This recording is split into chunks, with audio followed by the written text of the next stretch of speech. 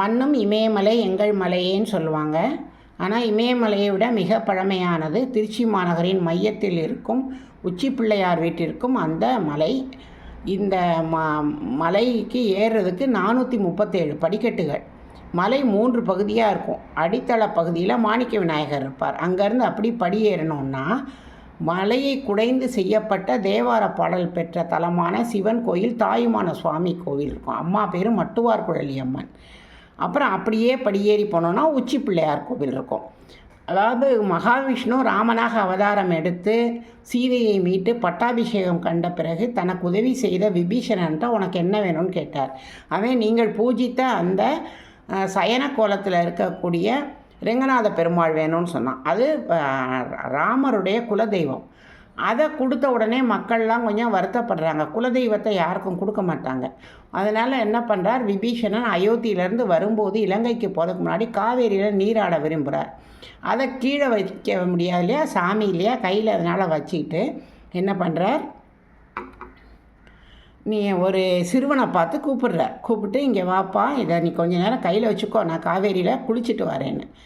அவர் காவேரியில் குளிச்சுட்டு வர்றதுக்குள்ளே இந்த பையன் அதை தரையில் வச்சுட்டு குடுன்னு பக்கத்தில் இருக்க மலைக்கு ஓடுறான். விபீஷணன் பின்னாடியே துரத்திக்கிட்டு ஓடுறார். ஓடினா அவன் மலை உச்சியில் போய் உட்காடுறான். இவர் நான் அவனை கீழே வைக்காதேன்னு சொன்னான்ல அப்படின்னு சொல்லி தலையில் நங்குன்னு ஒரு கொட்டு வச்சிடுறார். அந்த கொட்டு இன்றைக்கும் அபிஷேகத்தின் போது தெரியும். அது வேறு யாரும் இல்லை, அந்த பையன் பிள்ளையாடுறான். அந்த பெருமாள் நம்ம ஊரை விட்டு போகக்கூடாதுன்னு அப்படி செஞ்சுட்டாராம்.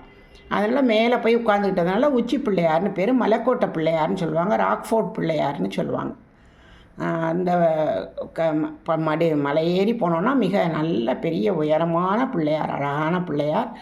அவர் இருக்கக்கூடிய கோவில் கருவறையை சுற்றியும் நம்ம வரலாம். மலை மீது இருந்து பார்க்கும்போது திருச்சி மாநகரின் அழகு தெரியும்.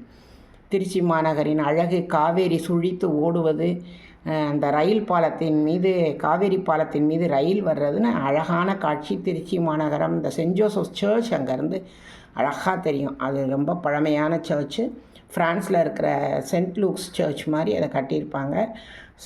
Send Joseph church. அழகான கட்டிடங்கள், கடை வீதிகள், கண்கொள்ளா காட்சியாக இருக்கும். மேலேருந்து பார்க்கையில் சொர்க்கத்தையே பார்க்குற மாதிரி இருக்கும். அழகான உச்சி பிள்ளையார் கோவில்.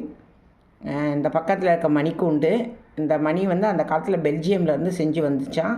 இப்போ அதை பெல்லில் செஞ்சுருக்காங்க. ரொம்ப ரொம்ப அழகான கோவில் உச்சி பிள்ளையார் கோவில்.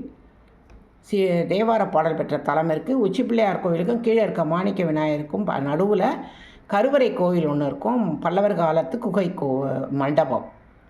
மிக அழகான இடம், பார்க்க வேண்டிய இடம்.